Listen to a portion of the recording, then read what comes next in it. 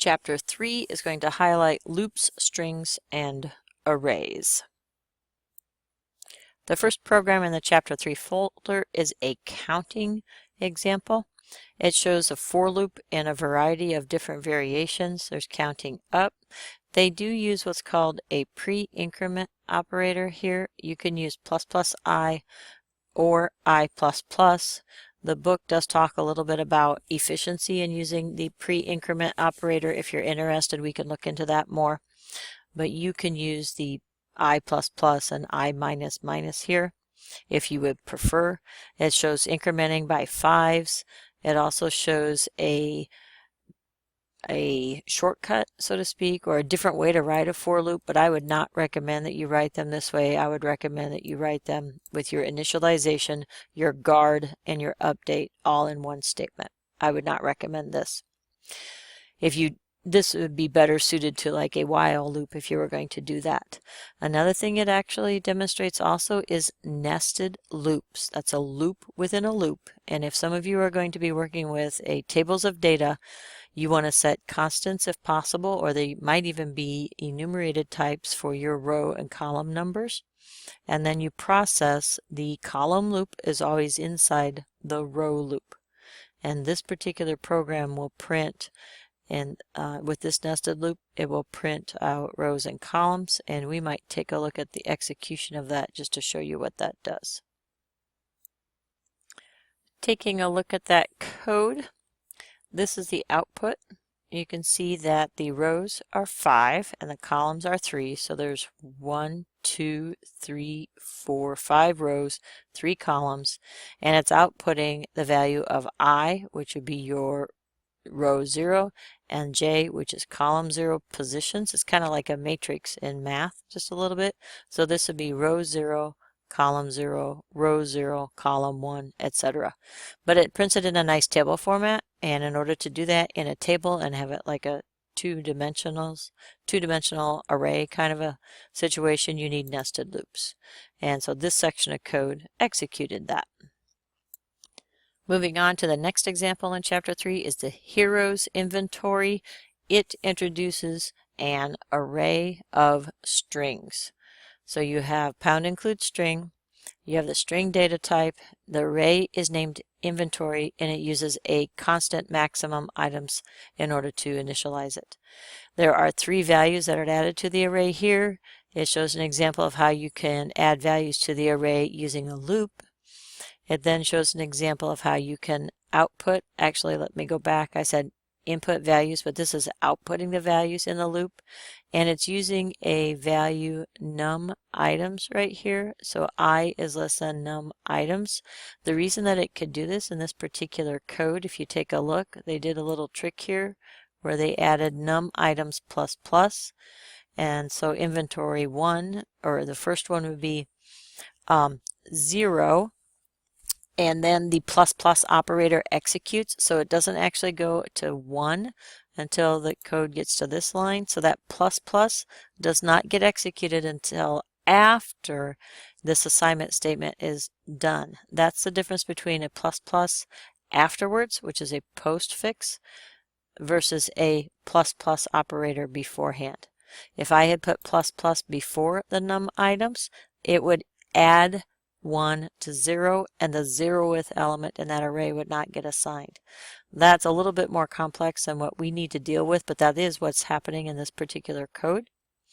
This outputs right here, outputting your items, and then it talks about trading. If you want to trade a sword for a battle axe, you're going to take what's in position 0 and you're going to assign it a battle axe. So it's going to switch out sword and input battle axe.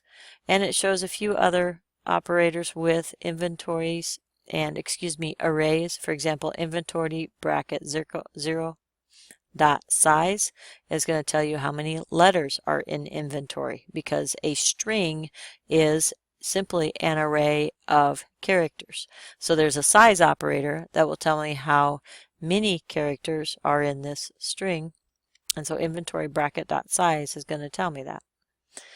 And we have also, you can find a healing potion. If number of items is less than max items, then you get assigned, or you're in your inventory, you're going to be assigned a healing potion. Otherwise, you have too many items and you can't carry them.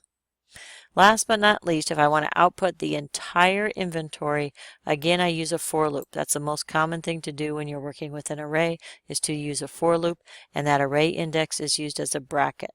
Now, a little bit later on, we're going to look at some vectors again. And vectors are nice because they can grow and shrink.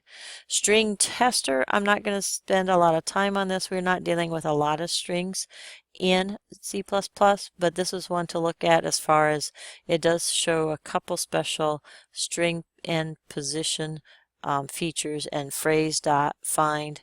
And then phrase.erase. There are some special features here. Phrase.empty. The data type on phrase is a string. So this is showing you some string methods that you could use. Size with a parens, erase, empty, and find is another example of some special string functions that you could use. Tic-tac-toe board. Some of you are doing a tic-tac-toe board. And you've got, again, your rows and columns declared as constants. And then this shows you how you could initialize a two-dimensional array right at the beginning using double braces here. This is what's in row 1. This is in row 2. And the third value is in row 3. Each row elements are inside curly braces. And then the entire array is inside a curly brace. And this shows how to output the board. Notice that there is a end L here by itself, and that's because when you output this board, you need to hit the return statement at the end of every row. So this will do, for every row, it'll print this many columns, and then it'll hit return. So then for the next row, it'll print this many columns, and then it will hit return, etc. There are some other features here that you might want to look at for your game program. The last program is the word jumble. And this one's kind of a fun one just to take a look at in executing. So here is what the screen looks like. It says unscramble the letters, and you can type hint for a hint or quit to quit. And it says the jumble is, and it looks like it's going to be jumble, but I'm going to make a mistake here, and I'll just say that it is gem.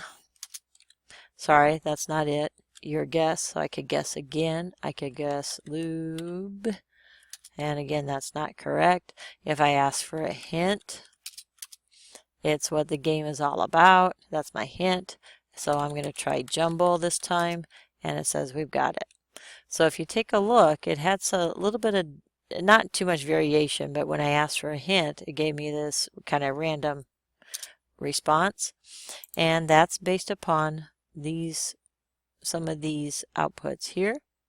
And so if the random hint is given to us, if the word was wall, now our word was jumble, so it's what the game is all about. So if I had guessed another one, let's try it again this time. Now we looked at the answer, so we know what the hint is going to be. And so if I type in hint, it says these might help you see the answer. So glasses here as a string gives you this hint. And then if I type in, actually let's try quit this time. It says thanks for playing. And so it has a variety of different options, but it also shows an enumerated data type. It has constants, and it has a two-dimensional array in here. So it's kind of a nice program to look at. It has a lot of the components from the first 3 chapters in it. We have a random number generator here. This one's a little bit different in that it just it says rand and then modulus number of words. So if I scroll back up, my number of words was 5. So it's going to generate a random number between 0 and 5. Another thing that I'll show you here, several of you have not utilized your debugging, but if I put in a breakpoint there, I just click on the left-hand side of the screen and I use my menu at the top of the screen. You can't see the top of my screen, but I'm going to go to debug, and you want to start debugging. It's the menu you want to use.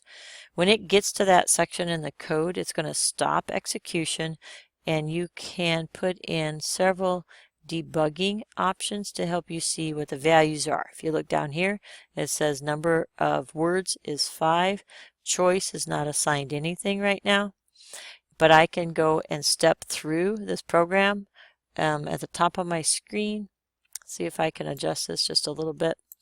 I am going to go to the debug menu and I'm going to step into, which means I'm going to run the code one line at a time. I can use the F11 key to do that. And while I'm doing that, if we take a look at what the code is doing, there I adjusted my window just a little bit. If we take a look at what's inside the code, these variables we can trace in what's called the autos window. You have several different windows that you can look at. Now this actually went into the code that's behind the code because I was using the debug step into. If I do step over, well, now that I'm in here, I'm going to have to keep going. But if I use step over, I might not see all of that code, but it's kind of interesting to see some of that code behind the scenes. I'm going to make a mistake here on purpose. That's not it. I'm going to guess wall. Actually, I'm going to go in, I'll type in hint. Do you feel like you're banging your head against something? And then we'll guess wall. And then it continued execution. But if I go back to my regular screen and I had put in that breakpoint will stop the code and I can trace what's going on. The other thing I could do if I wanted to, like I want to find out what the value of choice is. So I can pin that down. Remember that you can pin down that variable while your code is executing. And then as the code is executing, if I hit continue and we are going to run the program again, and it'll come across that breakpoint. Actually, I think I need to execute the whole thing again. So hold on here. We're going to run the code and we're going to try to get to our choice.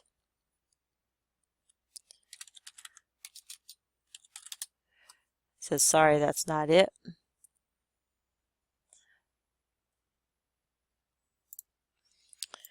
We're going to try this again. Type in the hint and then get it successful again. But my debugger wasn't working there because I always have to use the start debugging. And I had kind of forgotten about that. So now, choice is over here. It's pinned down. I've got two debugger points selected over here. And I'm going to go, I can click continue. And now you can see choice is assigned 0 as an example. And I can run through the code again. I can type in wall and execute again and keep playing the game if I'd like. Now choice gets set back at garbage right now. Hit continue. Choice has a value of 1.